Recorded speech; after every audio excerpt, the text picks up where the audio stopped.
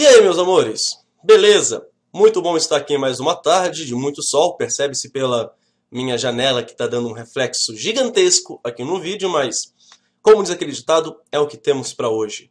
Vamos falar de um assunto muito tranquilo, mas que os alunos costumam ter um pouquinho de dificuldade, que é o uso do pronome se. Pronome ou conjunção ou whatever, vamos dizer assim. O se é a segunda palavra que mais causa problemas. O que vai ser a primeira. Mas o que a gente deixa para depois? Vamos matar um assunto por vez. Então, gente, foco aqui no slide e nós poderemos ajudá-los.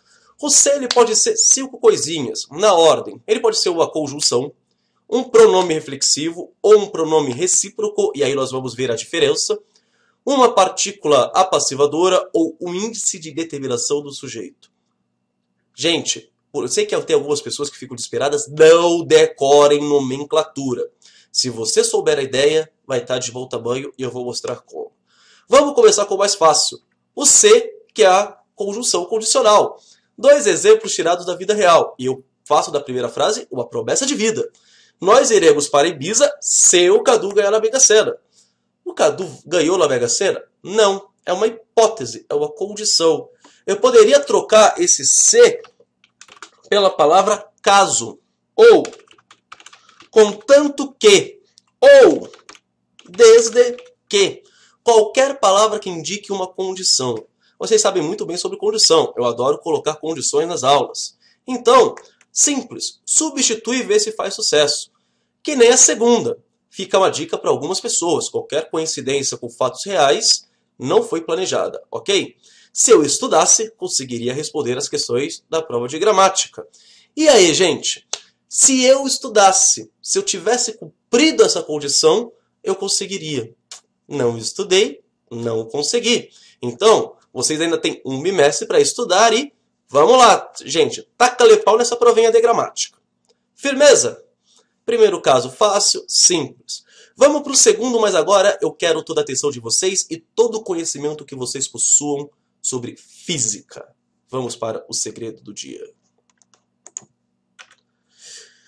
Pronome reflexivo. Eu tenho 3 questões filosóficas para fazer para vocês, não gramaticais. Primeiro, o que é reflexo? Não sei? Vai lá na apostila de física, vai lá na parte de ótica e usa o mesmo conceito. Quem faz a ação para que ocorra o reflexo? Não sei dizer? Vamos lá para a apostila também. E aí, você tem a terceira. Quem sofre a ação do reflexo? Não sei, vamos lá, perguntem para aquela professora muito legal e simpática chamada Eliane, que é um docinho, uma fofinha, e aí ela vai poder ajudá-los. Se não, pensem que vocês estão segurando alguma câmera, a câmera menorzinha que eu tenho nesse momento é o tablet, e que você está fazendo a selfie, ou se olhando no espelho. Quem faz ação? Quem sofre ação? O que o reflexo faz? Aí é o momento de vocês colocarem a cabecinha para pensar. Dou alguns minutinhos e aí vocês voltam para o vídeo. Vamos continuar, turma? Vou dar um exemplo de pronome reflexivo. Durante mais de 1h30, minha namorada se arrumou para sair. Ainda bem que ela não assiste as minhas aulas pelo YouTube, porque essa é uma frase que seria verídica. Pergunta número 1. Quem faz ação? Quem faz ação de se arrumar é a minha namorada, enquanto o Cadu fica lá de boa, assistindo um filme, uma série, um futebolzinho. Quem sofre a ação de se arrumar? Com certeza ela, que ela já é muito bonita, ela vai ficar mais deslumbrante ainda pro Caduzinho. Afinal, o Cadu merece, né? Olha a estica do rapaz. Então, gente, qual é a questão? Quem fez a ação e quem sofreu a ação foi a mesma pessoa. No mesmo caso aqui, outra frase tirada da vida real. Afinal, o Cadu na cozinha é um ótimo professor de gramática. Eu, preparando a salada de frutas, me cortei. Quem é o ser estúpido que faz ação? Caduzinhos, esse lindo aqui, eu. Quem é o ser mais estúpido ainda que sofre ação? Caduzinho.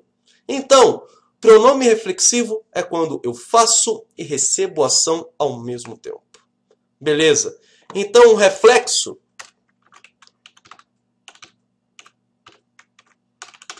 a mesma pessoa faz e recebe a ação.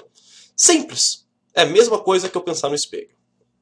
Agora vamos pensar, já ouviram essa palavra? Recíproco. O que significa quando eu falo que duas pessoas possuem sentimentos recíprocos?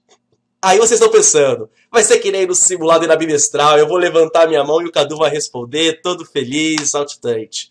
Não, não sabe, meu amigo? Vá consultar o dicionário, dá uma pausa aqui e volta daqui a alguns segundos, beleza? Segue a vida e vamos adiante. Pronome recíproco tem esse caso. Os deputados se ofenderam durante a sessão da Câmara. Mais um exemplo da vida real. Quem faz a ação? É só uma pessoa? Não. É um deputado que ofendeu o outro e o outro que ofendeu um. Ou vice-versa, que fica muito mais bonitinho. Quem sofre a ação? O deputado foi ofendido pelo outro e o outro foi ofendido pelo um. Então, gente, aqui qual é a diferença? Eu não tenho mais um indivíduo. Eu tenho dois indivíduos. Por isso, recíproco. Não é só para a mesma pessoa. É de uma em direção à outra e de outra em direção a uma. Mesmo caso, frase real, eu tenho que ganhar um pouquinho de estima com minha namorada, né? Já falei um pouquinho mal dela. Eu e minha namorada dissemos que nos amamos, o que é a mais pura verdade. Quem ama? Eu amo a minha namorada e a minha namorada me ama. Pelo menos eu assim espero. E quem é amado? Eu sou amado pela minha namorada e a minha namorada é amada por mim. Qual é a diferença do reflexivo para o recíproco? Mais de uma pessoa. Seja uma palavra no plural, sejam duas palavras escritas. Simples. Mais fácil do que isso, só gabaritar a prova de gramática. Beleza. Vamos para o slide de novo. Partícula apassivadora. Eu tenho que pensar em voz passiva. Então aqui, vamos para o bloco de notas. Opa, passiva com 2 S de preferência, tá? Não façam isso. Quem sabe faz ao vivo e erros acontecem. Regra geral de concordância que todo mundo já sabe. Sujeito concorda com um verbo. Aí, nenhuma novidade. Mas agora vocês vão descobrir a regra que o Cadu inventou. Que é a regra chamada de Lei Sherlock Holmes. Para quem é um viciado em Sherlock Holmes como eu, ele vai lá dizer no Cão dos Baskervilles pro Watson, assim como no Estudo em Vermelho, que se eu elimino tudo que é impossível, até o improvável pode ser a solução. E a mesma coisa vale aqui para o sujeito. Eliminando todas as palavras que são impossíveis pela concordância, o que sobrar pode ser verdadeiro. Afinal, a gramática está ligada com correção, não com beleza. A única beleza da gramática é o Cadu. Vamos ver alguns exemplos. Pega uma frase. No verão, alugam-se apartamentos na praia. Verbo, alugam-se. Ele está no plural, olha só aqui. Eles alugam, tecnicamente, na conjugação. Há alguma palavra no texto que concorde com o verbo? No verão, indica o tempo. Na praia, indica o lugar. Olha só, apartamentos está no plural. E aí eu vou, se apartamentos está no plural, alugam-se está no plural, eureka, achei o meu sujeito. Isso aqui é uma voz passiva que poderia ser dita dessa forma. No verão, apartamentos são alugados. Então, o se ele pode ser utilizado como uma partícula como se nada, uma partícula para fazer o quê? Para compor a voz passiva.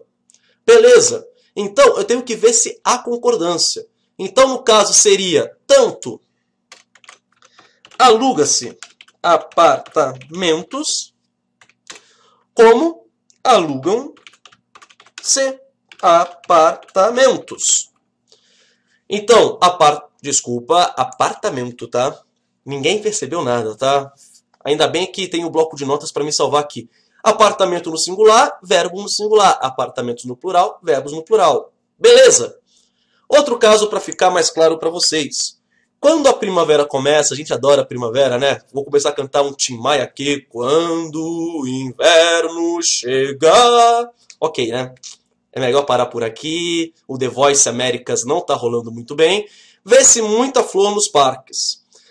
Quando a primavera começa, é uma frase que vai indicar tempo.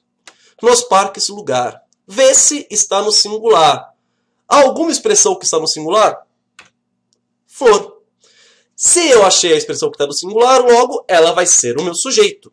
Então, quando a primavera começa, muita flor é vista nos parques. Então, gente, se eu elimino tudo que é impossível, até que fique feio, ok, não é uma coisa bonita essa frase aqui de baixo, mas ela é correta. De boa! Qual é a diferença e o problema? É que existe esse C aqui.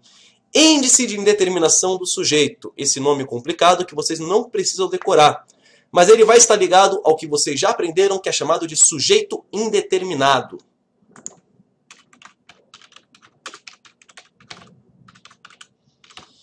Então, o sujeito indeterminado, eu vou seguir a mesma regra. O verbo concorda com o sujeito. E a Lei Sherlock Holmes, parte 2. Afinal, a lei inventada por mim, já coloquei a patente. Se você eliminar tudo o que é provável, isso não pode ser determinado na frase. Como que eu vou saber se esse C é partícula passivadora? Eu tenho uma regrinha. Então eu vou usar a terceira pessoa do singular. E eu vou fazer uma soma, orgulho lessa, soma é só ligar, com o C. Não pode ser terceira pessoa do plural, tem que ser do singular. Olha aqui o que o Cadu grifou para vocês. E aqui está a diferença. Eu posso passar a palavra seguinte para o plural que vai ficar no singular. Só ver o exemplo. Gente, o exemplo é esse aqui do slide. Precisa-se de muitos vendedores na época do Natal. Eu tenho o verbo, precisa-se. Tecnicamente, o sujeito tem que estar no singular, afinal, terceira pessoa do singular. Vamos para a frase. Na época do Natal, indica um tempo muito bom e que está chegando, diga-se de passagem. Muitos vendedores está no plural. Então, tem alguma coisa que está faltando. Quem é o meu sujeito? Tem alguma coisa que concorde? Vamos aqui para o slide. Opa! Não! Quem sabe faz ao vivo, né? Alguns errinhos gramaticais e técnicos básicos. Eu não consigo saber. Alguém ou alguma loja, qualquer, um mercado, um McDonald's da vida, uma loja de roupas, ou se eu tenho meu negócio particular, eu posso precisar de algum vendedor, mas eu não sei quem é. Olha o exemplo 2 aqui, ó, para ficar mais claro. Assiste-se a muitos filmes e séries quando no mês free do Netflix. Essa frase eu coloquei em minha homenagem, tá? Porque afinal, já é a segunda vez que eu tô no mês free do Netflix, eu tô quase criando um novo e-mail lá no Gmail só para assistir de graça e não ter que pagar. Isso é o cúmulo de ser mão de vaca. Vamos continuar aqui, ó. Assiste-se. Tem que ser alguma coisa no singular. Muitos filmes e séries, que tá aqui, ó, tá no plural, não pode ser. Quando no mês free do Netflix, é tempo. Quando? E aí eu faço a pergunta. Não sei quem é o meu sujeito. Pode ser qualquer um. É provável que seja o Cadu. Mas pode ser o Gabriel, pode ser o Rafael, pode ser o Joãozinho, o Josézinho, pode ser o Dunga, pode ser o Tite, pode ser o Alê. Qualquer pessoa. Então, gente, a dica. Se eu tiver a terceira pessoa do singular e esse C aqui, ó, que é a partícula apassivadora, e se eu tiver entre essas duas coisinhas uma preposição, e aqui eu estou dando a dica final e a cartada de mestre do Cadu. Terceira pessoa do singular, preposição e o C, eu tenho o que eu chamo de índice de determinação do sujeito. Firmeza? Eu espero que a videoaula tenha sido muito proveitosa. Só posso dizer a todos um grande beijo na alma. Muito bom estar com vocês e nós vamos fazer muitos exercícios em sala. Até mais, bom fim de semana, gente!